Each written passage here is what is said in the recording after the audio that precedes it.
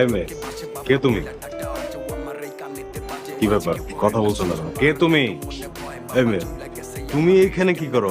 আর guard কোথায়?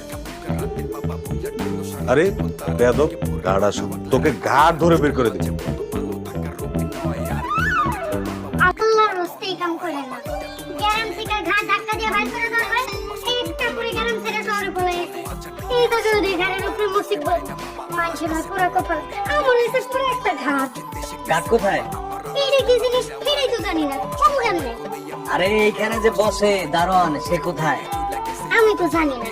খালি চেয়ারটা ওইখানে পড়ে ছিল রাস্তার পাশে, তাই আমি এই জায়গায় না বসছি।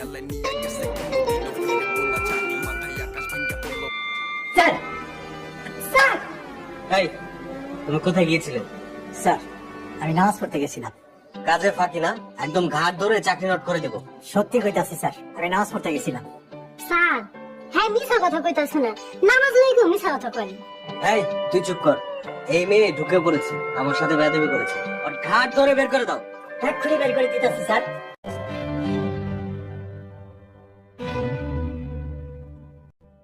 স্যার, গায়ে হাত দেওয়া যাইব না, মায়া মানুষ, দয়া করে মাফ করে দেন। তুমি কি আমার কথা শুনবে না চাকরি হারাবে? হায় আল্লাহ, আমার কারণে দিয়ে চাচাজানের চাকরি চলে যাইতাছে। চাচাজান, আমি কিছু মনে করবো না। নিজের মাইয়া মনে করে আমার ঘাটটা ধরেন, তারপর একটা ধাক্কা দিয়ে বাইর করে দেন। এই তুই চুপ কর। কি হলো? তোমাকে যা করতে বলছি তাই করো। আল্লাহ দোহাই লাগে স্যার, গায়ে হাত দিতে কইেন না। ঠিক আছে, তোমার চাকরি নাই, যাও। চাচাজান, গায়ের উপর তো হাত পড়ে গেছে। এবার খালি কষ্ট করে একটু ধাক্কা দিয়ে বাইর করে দেন। আমার কারণে যদি আপনার চাকরি চলে যায়, আমি যদি নিজের ক্ষমা করতে পারবো না। আপনি বাইরে যাইতেছেন।